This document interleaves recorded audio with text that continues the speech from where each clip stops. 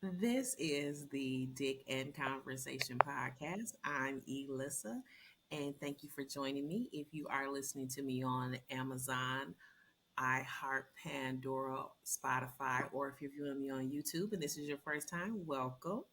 If you've been riding with me for a while, welcome back. I appreciate you riding with me for a while. So, here my socials first, let me introduce my socials. So my socials are Instagram Dick and Conversation underscore podcast. My Facebook page is Dick and Conversation Podcast on the Facebook page. My YouTube channel is Dick and Conversation Podcast, and you can always contact me via email by dickandconvo@gmail.com. So I like to welcome back my guest once again. He's been here before. This is my ex-husband, Scott. We got the whole name in there. Welcome back, Scott. Well, thank you, thank you. You're welcome. You're welcome. So, for those who missed missed the previous episode where I was discussing X Files, Scott and I were having a conversation, just going over ways to co-parent and get through divorce when marriage is in, and still putting the best interest of your children before your own interests in being selfish, healing, and moving on past the hurt and the pain. However, that's not the reason why we're here. We are here because in the last podcast episode, my X Files, Scott made a statement of Scott. You repeat that because I'm not ever going to say that.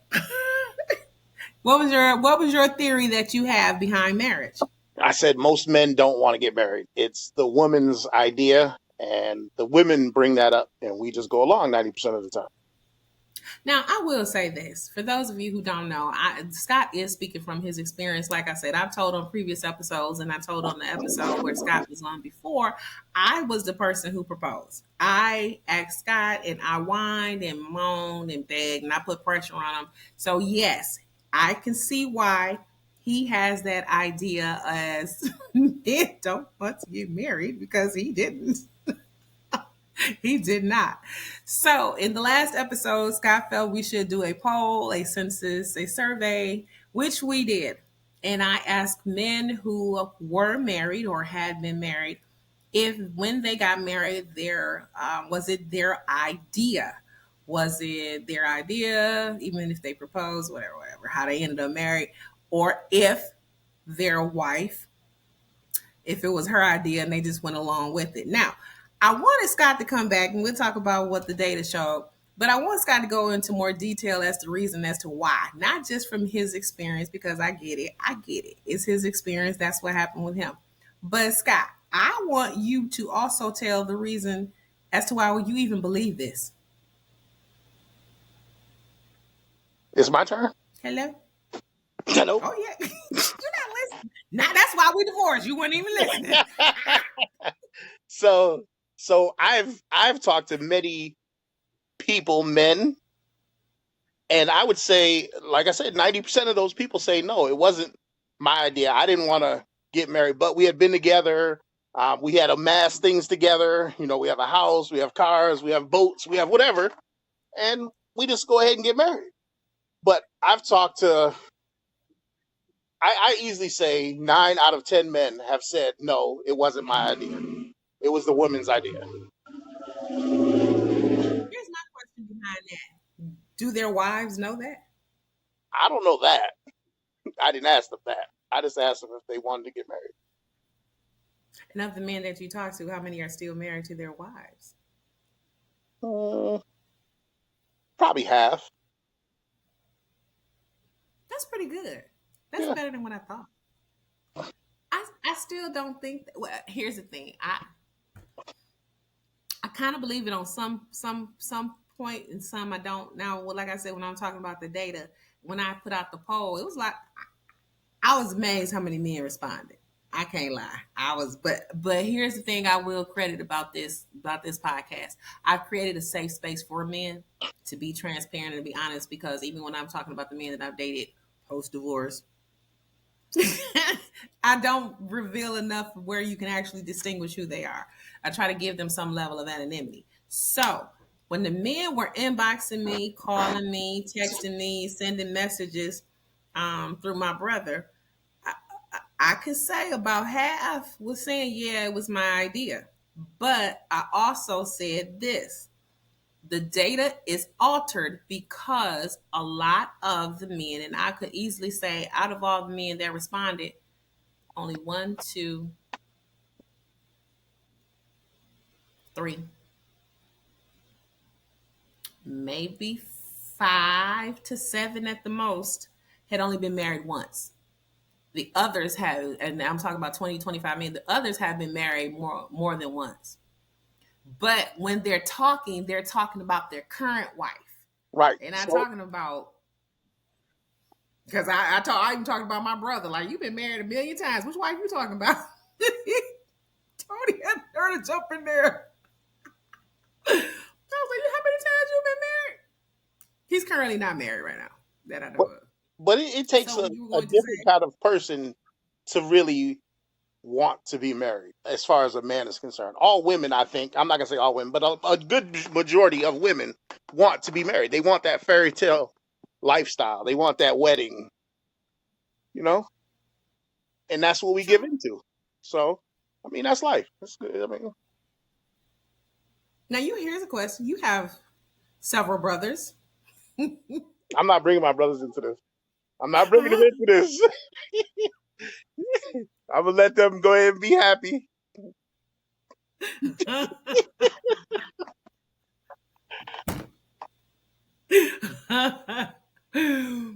Okay, friends, because, here's a question. I'm not even going to say his name. Your best friend, he's been married once.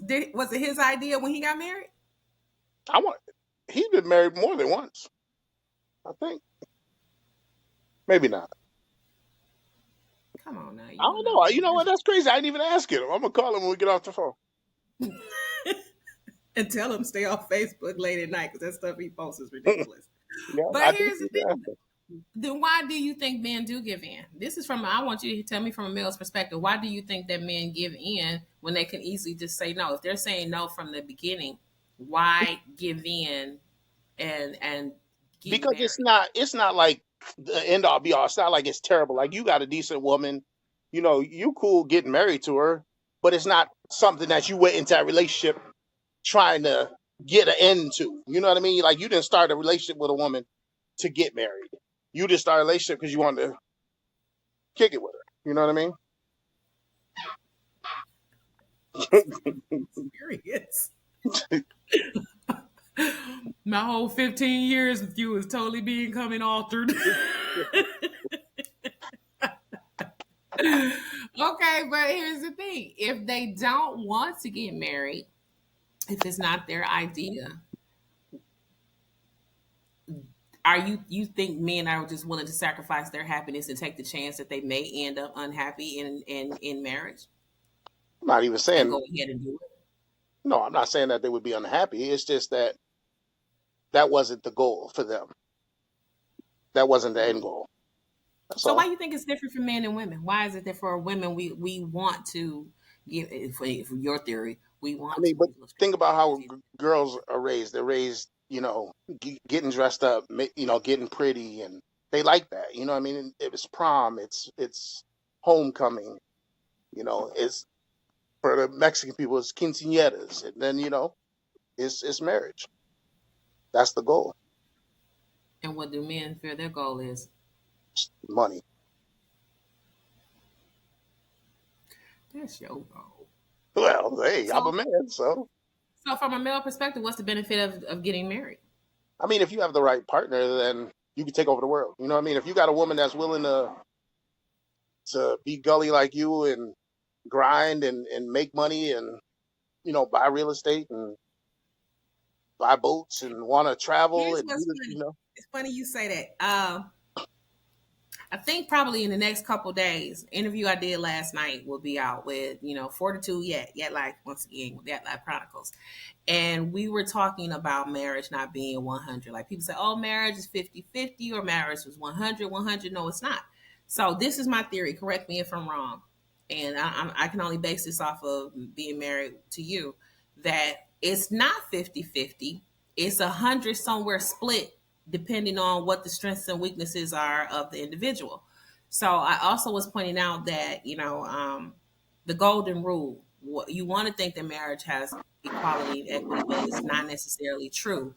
The golden rule, and I believe, is he who has the goal makes the rules. So I gave this example. I said, now here's the thing, a 70-30 split between you and I said, I was more of a talker, gift of gab, blah, blah, blah, but you were much more financially savvy than I was. Not that I was bad with money, but I just wasn't as good with it as you were. And I said, I can come and be like, we can get this house. It's been on the market for 180 days. It's been down 10,000. I looked at it. We could do this and flip it and blah, blah, blah. I said, now I'm talking where I'm in my 70 and you're in your 30 listening.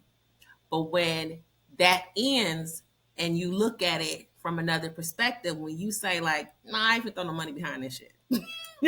After looking at it, it flips where your 70 now or your 90 overrides my 10, or your 70 overrides my 30, whatever the case may be, when you're the person that's much more savvy. Marriage is not always 50-50. It depends on the strengths and weaknesses. Correct me if I'm wrong. I lost you again. I think you're gone. Oh, I think he is gone. Well, I'll let him stay gone. Let's see, pop back in. I just still believe that I think that's an excuse. I think that men who actually end up married, they really wanted to be married. They can say, oh, I really didn't want to, but she did. And like I say, I'm a lady, a woman, and I've been married to Scott, who was just on there. And if you are with someone, sometimes you can't even make a man take cold medicine. You can't make him go to the doctor if he's feeling ill. His foot can fall off, and you go like, you know what, you really need to go to the doctor. Like, you see that you need to go to the doctor. Like, no, I'm good. I get some alcohol, and I'll be okay. And you can't make him go to the doctor. If he's wanting to go out to, you want to go out to eat, like, oh, let's go here. Oh, I feel like going. It is almost impossible to get some men to do just the simplest of things. Call me back. Hell, text back. Text me. Let me know you are okay. So I find it very difficult to believe that if you are in a relationship with someone, I'm checking my phone to see if this is Scott texting me to say something. Um, I find it very difficult to believe that you can convince a man to commit totally to marriage when he doesn't even want to. I just don't believe that theory.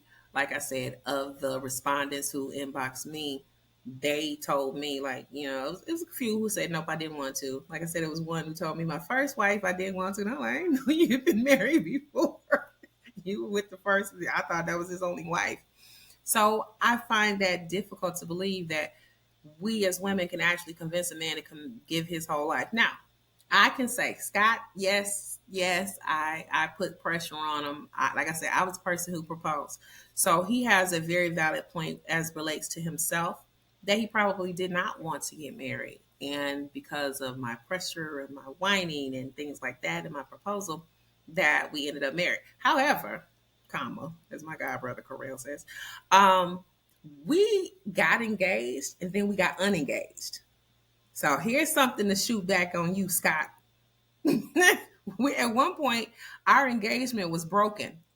We had a broken engagement. I had even given the ring back, which, that goes to show how I was really not wanting to get married. It was a nice ring. I think it was half a cure or something. I gave the ring back because I was like, you're not ready for this. That's another story why. What happened. It's a good one, too. It's a good one.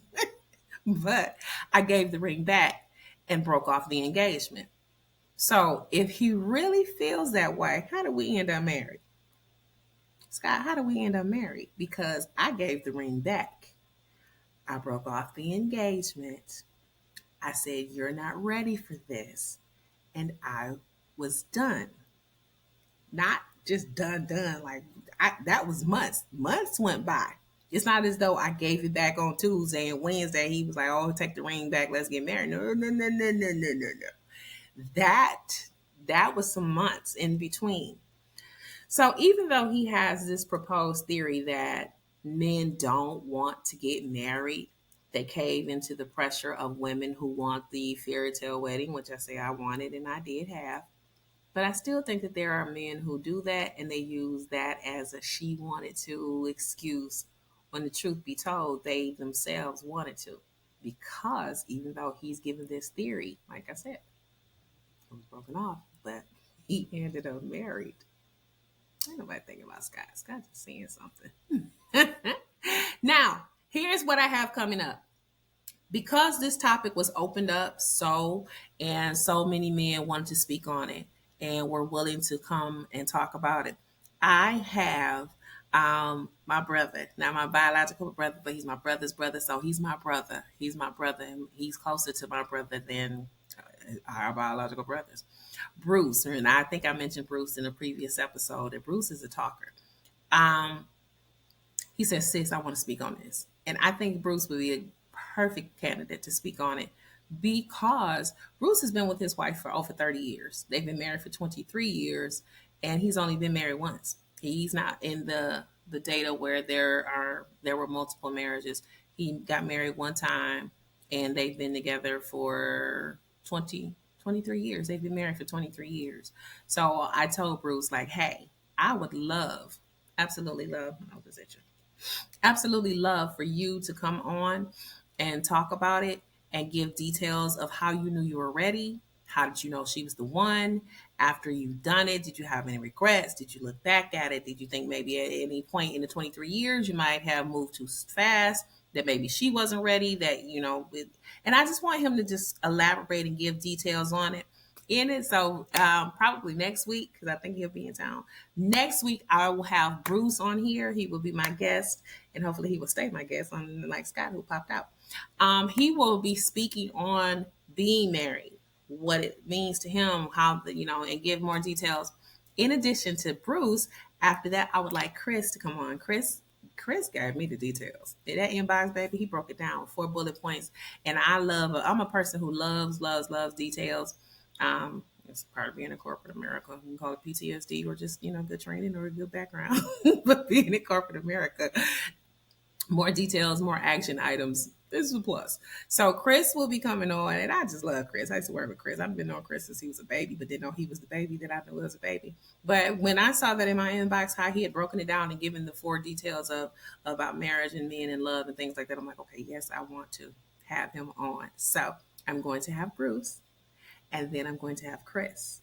And then, ladies, it's our turn because we cannot just sit there and have this theory thrown out without some type of rebuttal or some type of explanation.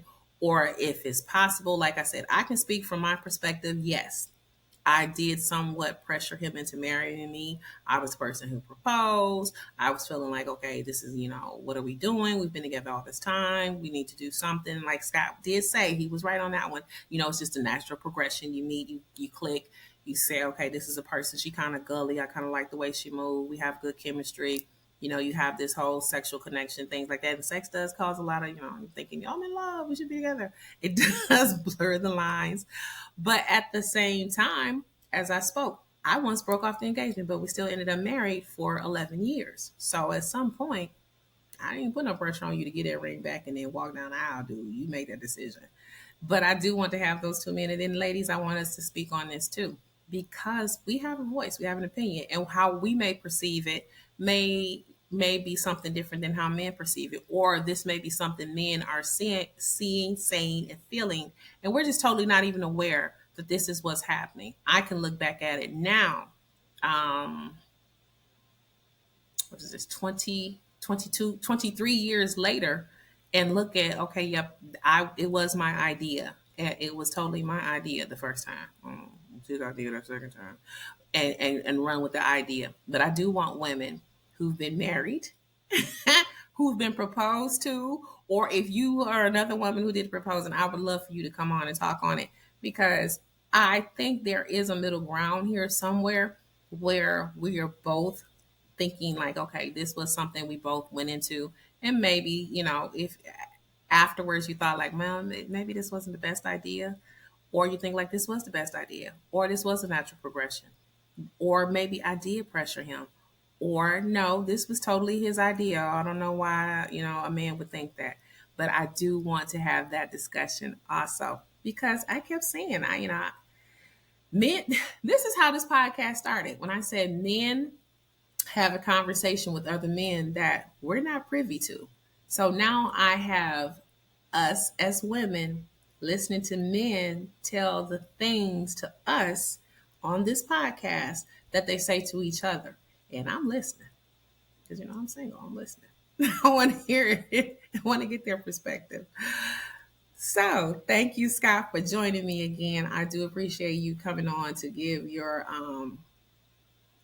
additional details of your theory. He and I would talk offline. You got to get a better phone. That jitterbug not working. But I also appreciate you listening to me on the Dick and Conversation podcast and watching me. Once again, this is Elissa on the Dick and Conversation podcast, and I appreciate you listening to me on Amazon, iHeart, Pandora, Spotify, or if you're watching me on the tube of you, I appreciate it. You can always catch me on my social media mediums. Dick and Conversation Podcast. That's my Facebook page. My Instagram is Dick and Conversation _podcast. And my YouTube channel is Dick and Conversation Podcast. If you have a question or want to reach out, or if you want to be a guest on the show, you can always hit me up. And also my email is dickandconvo@gmail.com. Once again, this is Elissa. Thank you for joining me.